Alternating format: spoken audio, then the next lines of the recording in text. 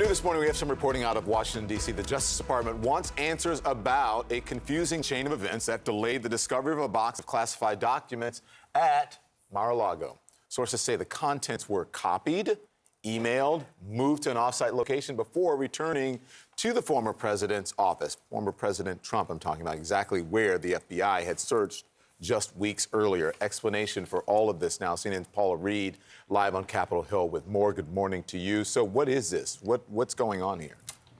Well, Don, the special counsel investigators, they want to know why classified documents keep showing up at Mar-a-Lago as recently as December. That's nearly 2 years after Trump left office. And the big question for the special counsel is whether this is just the result of carelessness or if this is part of some sort of intentional effort to obstruct their investigation. We've learned from our reporting that they are specifically interested in a box that was uncovered by Trump lawyers in December. This box contained what was described to us as a handful of classified documents. But complicating matters is the fact that back in 2021, a young staffer was instructed to scan the contents of this box. She scanned it with her phone and put those documents on a laptop. Now, we've learned that after she scanned them, this box was sent to an off-site storage space and only recently returned to Mar-a-Lago, where it was uncovered in December in a memento closet where the former president keeps challenge coins and other mementos. Now, federal investigators now have the laptop, they have the box of documents, they have a thumb drive, and we've learned that in recent weeks, they also sat down with the staffer to ask what exactly happened here. How did she come into possession of these classified documents? Because they want to know why this box was not given to the Justice Department, how it conveniently eluded federal searches of that property, and whether the former president had any knowledge or anything to do with this. There's a really interesting development, and that is, renowned conservative judge Michael Luttig is slamming Mike Pence for not only defying the special counsel Jack Smith subpoena, but also calling it unconstitutional and unprecedented. How significant is that to hear that from Luttig? This is so interesting, Poppy, because, of course, this judge is a longtime Pence ally. This is someone who helped him work through the certification of the electoral results, called him a hero of a democracy. So now the fact that he's coming out and he says, look, Pence doesn't have a chance in the world of defeating this subpoena from the special counsel, this is significant because Pence is arguing that he should be protected from this subpoena under the Constitution's speech or debate clause. Now, that clause is supposed to protect legislators from any sort of law enforcement activity that covers their actual work in Congress. Pence argues that as president of the Senate, he should qualify. But this judge in the op-ed, he's very clear about how he feels. He says, look, Jack Smith's subpoena was neither politically motivated nor designed to strengthen President Biden's political hand in 2024. Thus, the jarring dissonance between the subpoena and Mr. Pence's characterization of it. It is Mr. Pence who has chosen to politicize the subpoena, not the DOJ. But I will also point out that the Wall Street Journal editorial board recently came out and had a completely different take.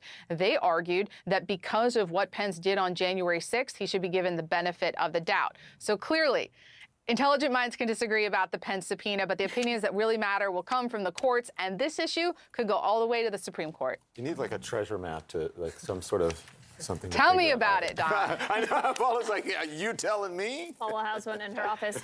Paula Reed, great reporting, and thank you for explaining all of that and breaking it all down. Thank you so much.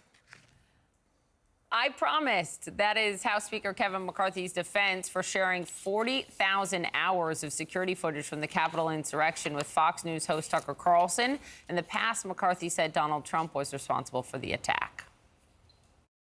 The president bears responsibility for Wednesday's attack on Congress by mob rioters. He should have immediately denounced the mob when he saw what was unfolding. These facts require immediate action by President Trump.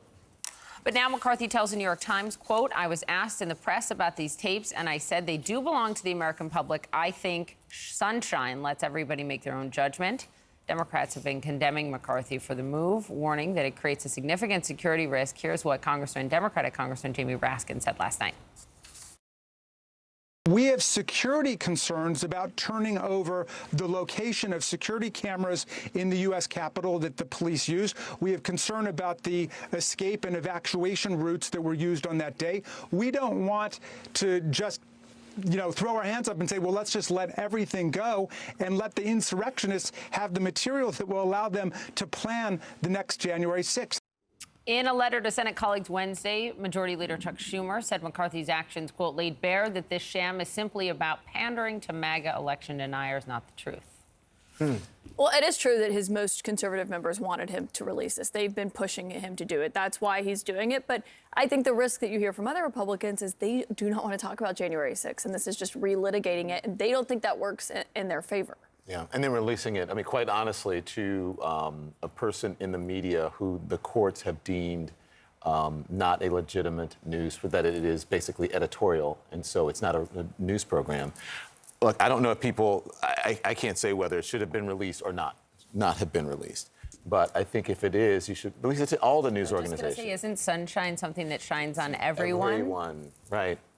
Much as they do with a FOIA request. When people have a FOIA request, Freedom of if information. CNN does a FOIA request, everybody gets the information, right? And if Kevin McCarthy wants to release it to the media, then you release it to everybody so that everybody can get a bite at the apple and there can be, as he says, sunshine.